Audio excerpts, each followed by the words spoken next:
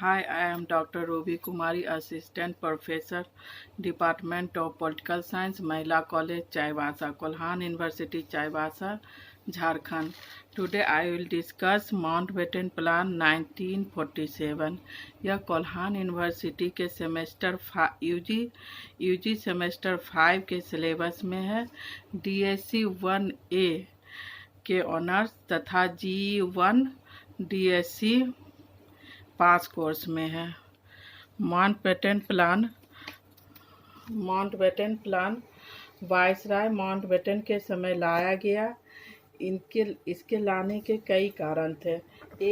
1 सितंबर 1939 को second world war की घोषणा हो गई। 1940 में हिटलर ने ब्रिटेन पर आक्रमण कर दिया।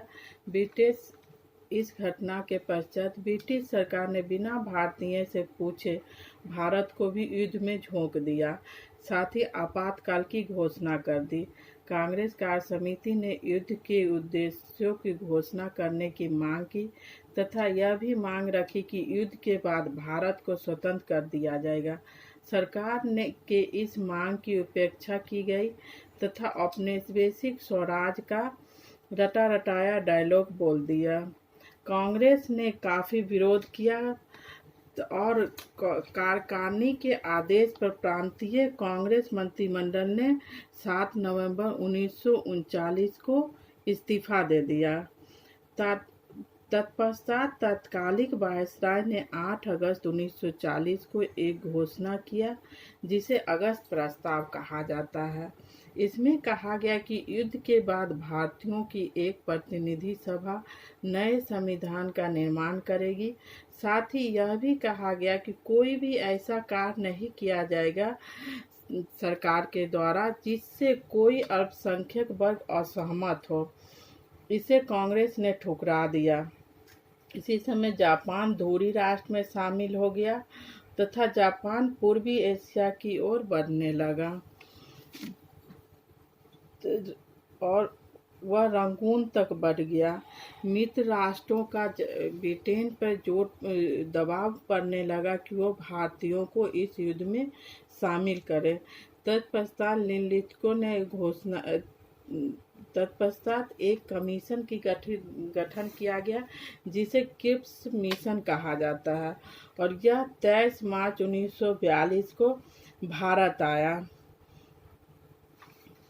इसने भारत आकर यहाँ के नेताओं से बातचीत किया तथा इसमें यह व्यवस्था की गई थी कि यह दो चरण में होगा।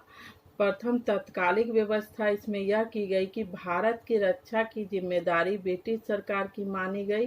साथ ही एक भारतीय को रक्षा सदस्य के रूप में नियुक्त किए जाने की बात की गई। दूसरा, भारत से सहायता की बात कही गई और युद्ध के दौरान किसी प्रकार के संवैधानिक परिवर्तन की बात नहीं मानी जाएगी। और इसके दूसरे भाग में युद्ध के उपरांत की व्यवस्था की गई जिसमें यह कहा गया कि भारत में औपनिवेशिक स्वराज की स्थापना की जाएगी। भारतीय संविधान सभा बनाने जिसमें न केवल भारतीय रियासत का भी हिस्सा होगा बल्कि जिन प्रांतों को संविधान पसंद न होगा उन्हें वर्तमान व्यवस्था में रहने या नए संविधान बनाने की इजाजत होगी।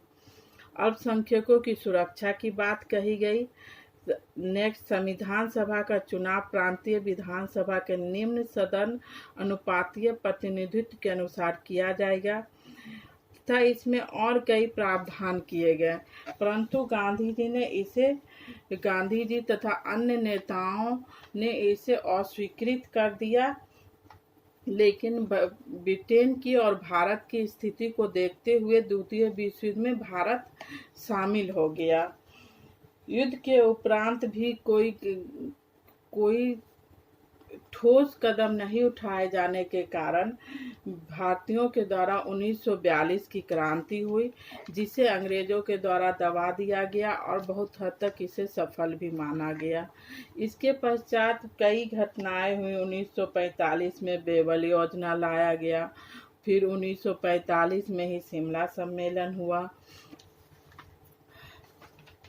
इन सब के पश्चात 1946 में एक कैबिनेट मिशन का गठन किया गया और वह भारत आया। कैबिनेट मिशन 3 सदस्य था। Stafford Cripps, Patrick Lawrence, AP Alexander इसके सदस्य थे। इसमें यह घोषणा की गई कि भारत में अंग्रेजी भारत और रियासतों को मिलाकर एक संघ होना चाहिए जो विदेशी मामले, रक्षा और संचार साधनों की देखभाल करे और इनके लिए कर लगा सके। इस सेकेंड प्रावधान, इस संघ की कार्यकारिणी और विधानमंडल में ब्रिटिश भारत और रियासतों के प्रतिनिधि होने चाहिए। किसी महत्वपूर्ण सांप्रदायिक पक्ष पर यह आवश्यक हो कि विधानमंडल में दोनों मुख्य संप्रदायों के विधायक अलग अलग मत देकर उसका समर्थन करें। प्रांतों को केंद्रीय विषय को छोड़कर शेष सभी मामलों में पूर्ण स्वायत्तता प्राप्त होगी। प्रांतों को छोटे बड़े गुट बनाने का अधिकार होगा तथा इसका वह खुद निर्णय ले सकते थे। और सभी प्रांतों को चार भागों में बांटा गया। कैबिनेट मिशन का मुख्य कार्य भारतीयों द्वारा संविधान बनाने के कार्य को प्रारंभ करना था।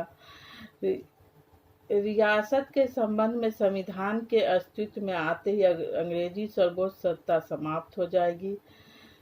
कैबिनेट मिशन का कांग्रेस और मुस्लिम लीग दोनों ने विरोध किया और एक तरह से यह भी विफल ही रहा। लेकिन कैबिनेट मिशन ने एक बात पे राजी कर लिया, वो था अंतरिम सरकार की गठन करना। और 2 सितंबर 1946 को 12 सदस्यीय एक अंतरिम सरकार का गठन किया गया, जिसमें 5 मुस्लिम लीग के भी सदस्य शामिल हुए। मुस्लिम लीग सरकार में तो शामिल हुई पर संविधान सभा में शामिल नहीं हुई। तत्पश्चात 20 फरवरी 1947 को ब्रिटेन के नए प्रधानमंत्री एटली ने घोषणा किया कि भारत में अंग्रेजों की जाने की अंतिम तिथि जून 1948 निश्चित की जाएगी तथा कैबिनेट मिशन की अखंडता की बात के विरुद्ध क्रिप्स प्रस्ताव के सम्मत भारत विभाजन की बात मानी गई। यह घोषणा होते ही लीग ने भारत के विभाजन के लिए एक प्रचंड आंदोलन आरंभ कर दिया। भारत में स्थिति बहुत बिगड़ गई थी। लीग ने कलकत्ता, उत्तर पश्चिम सीमा प्रांत, पंजाब इत्यादि में निर्लज रूप से उत्पात किया। लीग ने उन मुस्लिम बहुसंख्यक प्रांत में भी जहां लीग विरोधी सरकार थी गड़बड़ी मचाकर लीग की सरकार बनाने का प्रयत्न किया।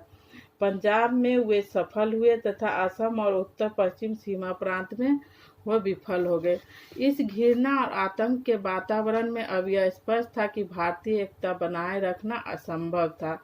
24 मार्च 1947 को लॉर्ड लुई माउंटबेटन भारत के वायसराय बनकर आए और यह तात्कालिक समस्याओं पर भारतीय नेताओं मुख्यतः कांग्रेस और मुस्लिम लीग से बात किए। जिन्ना पाक की मांग पर अड़े रहे और कांग्रेस भी इस बात को मान गई थी कि अब एकता संभव नहीं है। 18 मई 1947 को वह लंदन गए और समस्याओं को अंतिम रूप देकर पुनः 3 जून 1947 को भारत आकर उन्होंने माउंटबेटन योजना प्रस्तुत किया। इस योजना के मुख्य प्रावधान निम्नलिखित है।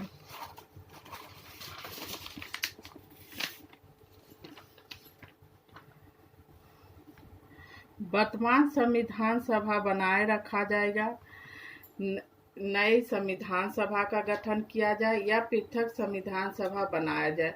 इसमें कहा गया कि जो वर्तमान 1946 में जो वर्तमान सभा का गठन किया गया है वही सभा रहे या नई संविधान सभा बनाया जाए या दूसरे पाकिस्तान के लिए और भारत के लिए अलग अलग पृथक संविधान सभा बनाया जाए। यह यहाँ के नेताओं या यहाँ भारत पर छोड़ा गया। सत्ता किसे सौंपा जाए इसका प्रावधान किया गया निम्न तथ्यों के तहत। जैसे पंजाब और बंगाल की प्रांतीय सभा की बैठक 2 भागों में होनी थी, हिंदू बहुलता वाला तथा मुस्लिम बहुलता वाला। यह पृथक पृथक बैठक निर्णय करेगी कि बंटवारा हो या नहीं हो। कोई भी एक भाग साधारण बहुमत से भी यदि पारित कर देता है तो बंटवारा होना निश्चित था। सिंध की प्रांतीय सभा को उपरोक्त निर्णय करना था। उत्तर सीमा प्रांत तथा असम के सिलहट जिले में जनमत संग्रह का प्रावधान किया गया। नेक्स्ट था, यदि बंटवारा होना है तो इस योजना में सभी आयोग का प्रावधान किया गया था, जैसे सीमा आयोग या आर्थिक बंटवारा आयोग से संबंधित, जो निश्चित बंटवारे की सीमा निश्चित की जा सके। ब्रिटिश राष्ट्रमंडल में बने रहना इन राष्ट्रों की मर्जी पर रखा गया। ब्रिटिश सरकार इसी वर्ष एक विधेयक पारित करेगी जिसमें एक अथवा दो प्राधिकरणों को प्रादेशिक शासन स्वतंत्रता के आधार पर सत्ता सौंपी गई। इस अधिनियम में यह कहा गया कि ब्रिटिश सरकार के द्वारा ही अब नेक्स्ट विधेयक लाया जाएगा जिसमें उपरोक्त सर्वेक्षण के बाद यह निश्चित किया जाएगा कि सत्ता किसे सौंपा जाए, भारत को या दो प्रांत बनाकर भारत और पाकिस्तान को। 3 जून 1947 की योजना को सभी दल ने स्वीकार कर लिया। पंजाब व बंगाल की सभा बंटवारा मांगी। पूर्वी बंगाल व पश्चिमी पंजाब पाक में शामिल हो गए। इन दोनों प्रांतों में सीमा आयोग नियुक्त हुआ। उत्तर पश्चिमी सीमा प्रांत में जनमत संग्रह का परिणाम पाकिस्तान के पक्ष में था, क्योंकि प्रांतीय कांग्रेस इसमें भाग नहीं ली थी। बलूचिस्तान सिंध भी पाकिस्तान में शामिल हो गया। इस प्रकार इसके बाद 1947 का भारत स्वतंत्रता अधिनियम लाया गया जिसमें बंटवारे की बात कही गई और भारत पाकिस्तान बना। Thank you.